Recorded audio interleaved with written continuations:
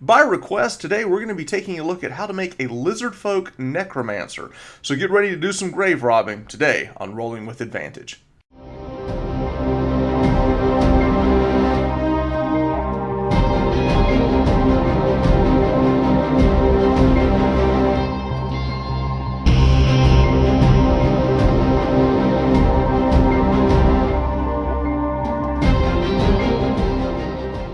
Today, as we dive into the Lizard Wizard build, our Necromancer build, a big shout out to Eric in our Discord channel who actually helped come up with this idea.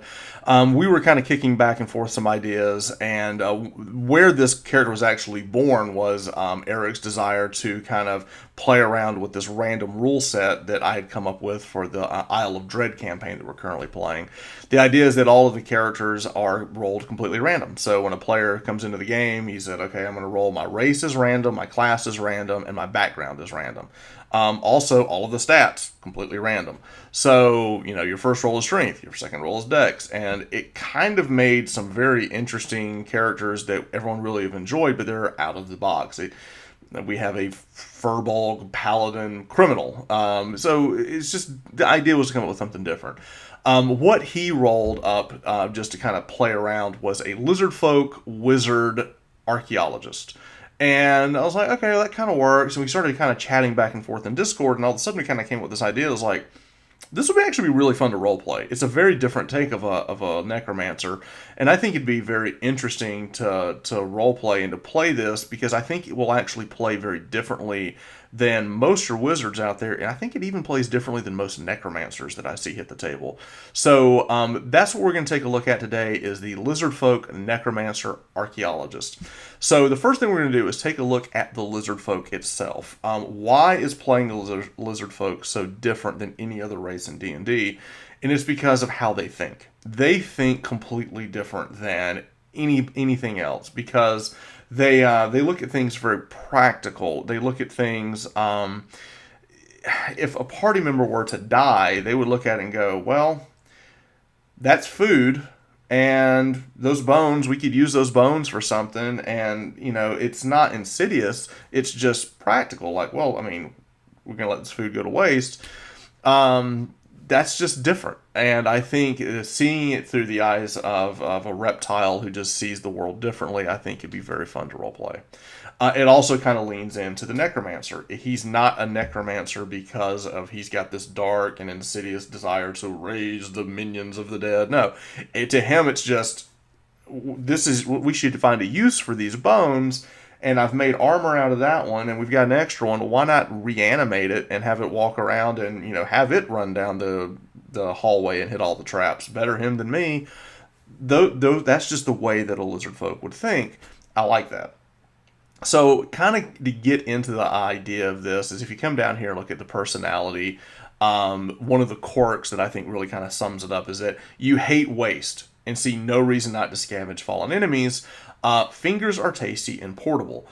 That's just that helps you right there. So he looks at anything as, well, that's food, and let's not be wasteful. So I think that's very, very cool. Like, the party may say, hey, we've lost this beloved NPC. They may want to bury it. The Lizardfolk go, yeah, we could eat it.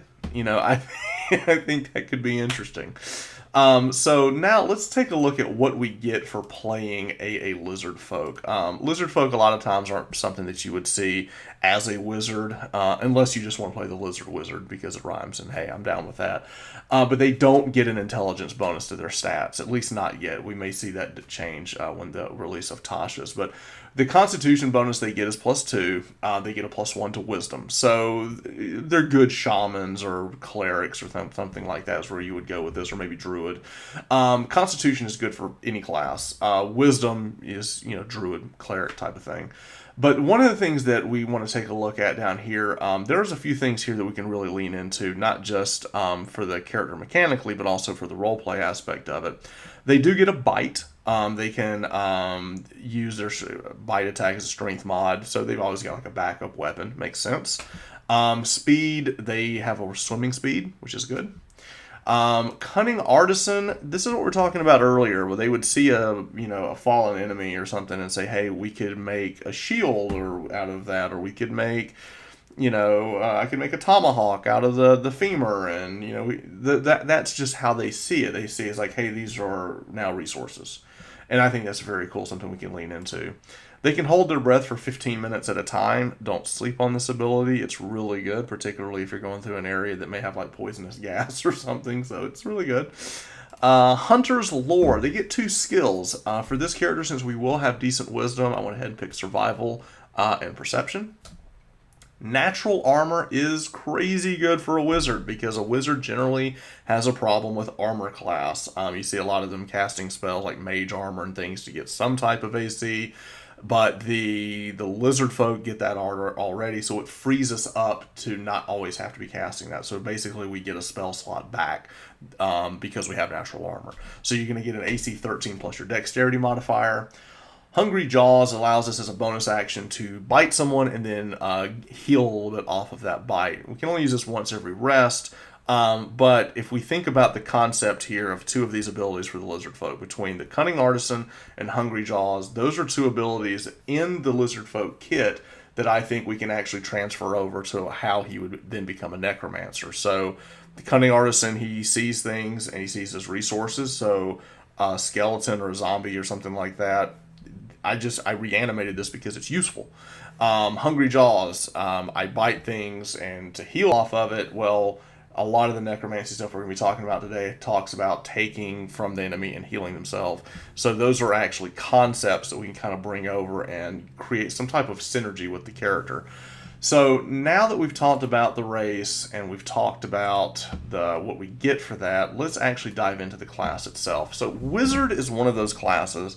Unless I'm trying to do something really, really niche and specific, I believe a wizard is a class that you should just play straight. I don't really believe in a lot of multi-classing for wizards because the higher level the wizard gets, the more absolute ridiculous they get. They're one of those classes that start kind of weak in the beginning and then just scale crazy high as they get going. So I would play a straight wizard. That's me. So as we go back and take a look at these abilities, let's see, Arcane Tradition, we're choosing Necromancy. Proficiencies, we're going to take Arcana and Investigation. And before we go too much further, let's go into abilities. So we rolled random in our campaign, but for the sake of argument, a lot of people aren't going to do that. But here's your point buy. The idea here is that we want to have, put your 15 in Intelligence. We're going to have 12s in Constitution and Wisdom. The 12 in Constitution is get another +2 because of the fact that we're a lizard folk, so that's a 14. And with the 14 in Dex, that's going to give us a 15 armor class with natural armor. And then 12 in Wisdom, and then 8 Charisma. I think Charisma is absolutely a dump stat for a Lizardfolk Necromancer. And I think I would lean heavily into role-playing into the fact that he's not very charismatic. I like that a lot. And then for background, we're choosing Archaeologist to pick up the history skill, and then Stealth, because we have decent dexterity, and they're sneaking around. I don't see this character as an Indiana Jones archaeologist where they see some relic and think, yep, that belongs in a museum. No, this guy's grave digging. He's looking for things that are interesting to him. He's picked up history just kind of by accident as he's been going through all of these things just to kind of learn where all this stuff is. But I like the idea that this is actually a grave robber in the sense that it's not insidious or anything. It's just these are resources that have just been left around. Someone should use them. So I like that. All right, so the ability that we're going to be talking about today is Grim Harvest. This is the big Necromancer ability, and it says that once per turn when you kill one or more creatures with a spell of first level or higher, regain hit points equal to twice the spell's level or 3 times if the spell is Necromancy. Okay, so it does not work with cantrips, so your Firebolt, Toll the Dead, those things, it does not trigger Grim Harvest. I see a lot of people make that mistake at the game. So we're going to talk basically up to 5th level. At 4th level, we're going to pick up Observant. This is going to give us an extra point to Intelligence. This is going to give us the 16 to Intelligence.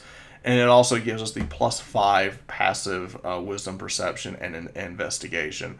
I like the idea of the lizard folk with the giant reptilian eyes. They just see everything. They're just always watching. They kind of get... I like that idea.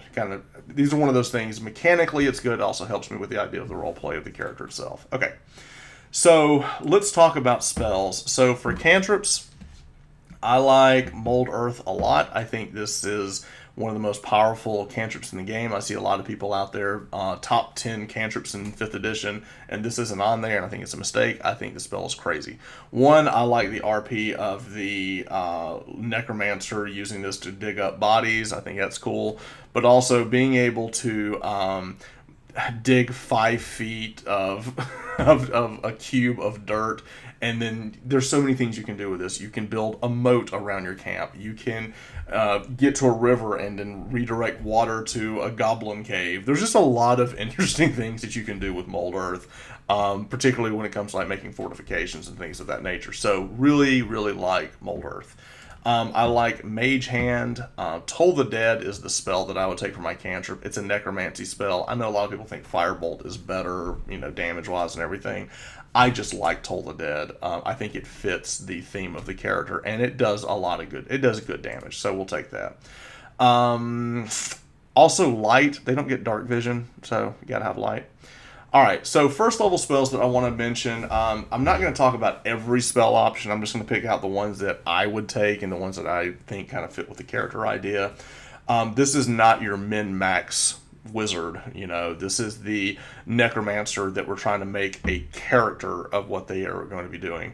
So we're going to really lean into the necromancy spells itself. And Ray of Sickness is one of those spells that I really like because it's a first level spell. You hit someone with it, you do 2d8 poison damage. Be careful with that because it doesn't work with undead and some constructs and things of that nature. But it also gives them a save. And if they fail the save, then they are poisoned. And that is a condition that is extremely strong. In 5th edition, advantage-disadvantage mechanic is incredibly powerful.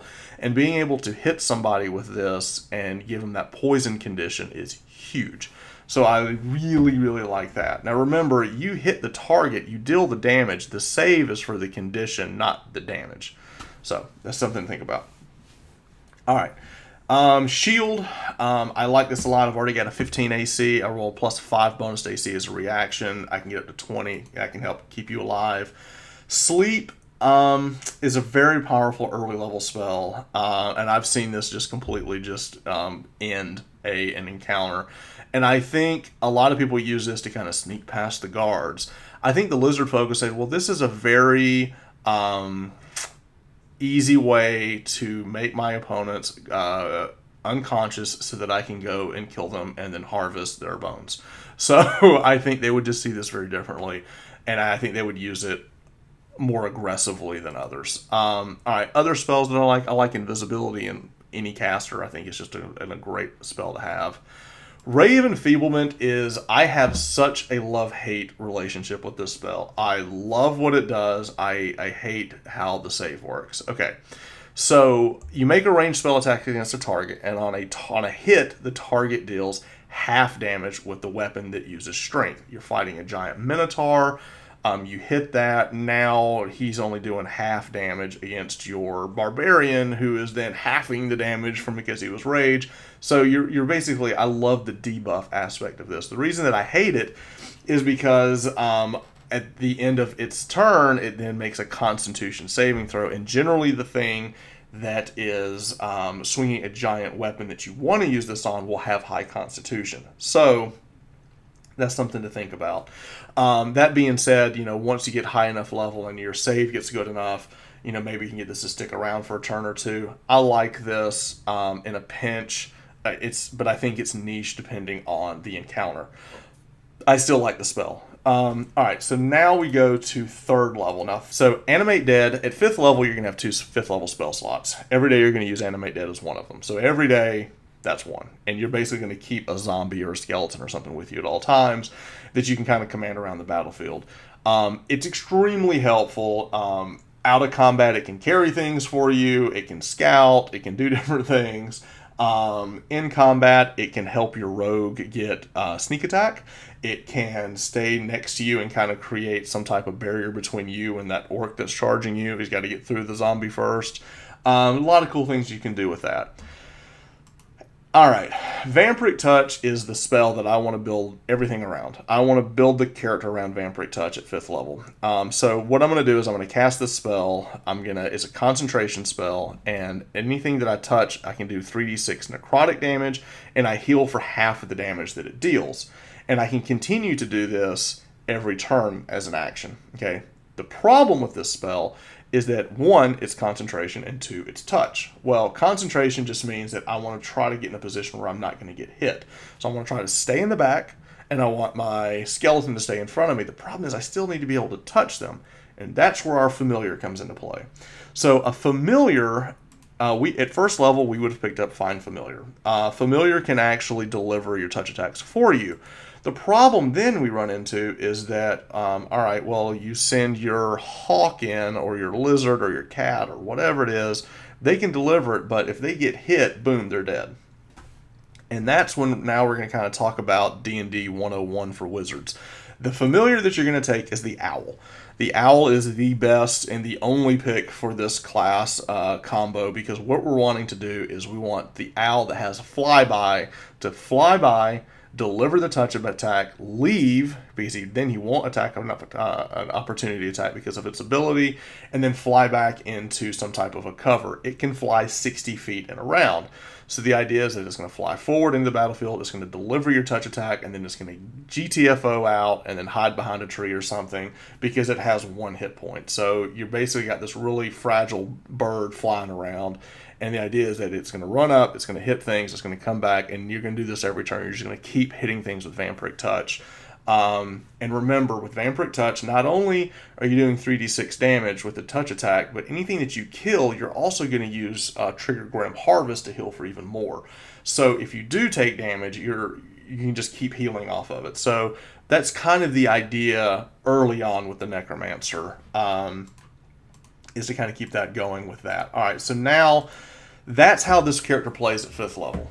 Okay, this is a character that I think we should take all the way up to 20, and I'm going to kind of break it down a little bit here. So let's take a look at the other spells that we want to talk about as you keep going. Blight is a spell, so let's take a look at this one, okay? Because this is one that I see a lot of people sleep on. The target of this spell, so it's one target, it takes 8d8 necrotic damage on a failed save, or half as much on a successful one. It doesn't work on undead or constructs. Okay. And it is really good against plants, but let's skip that part. So it's 8d8 damage, and it saves for half on a constitution saving throw. So this is the spell that you keep back there. When you see an enemy caster, you're going to hit them with this. Anything that is the fragile thing in the back that's dealing tons of damage or casting fireballs or whatever, that's your target for Blight. Because they're generally not going to have a very good constitution saving throw, or it'll at least be lower than others. I really like Blight a lot in that single target, take something out. I like Banishment. I like Black Tentacles. I'm just trying to give you some other spells that I really like that kind of fit this. Everard's Black Tentacles is great. Greater Invisibility. Okay, this is amazing. The problem with this is you can't use this and Vampiric Touch at the same time because it's double concentration.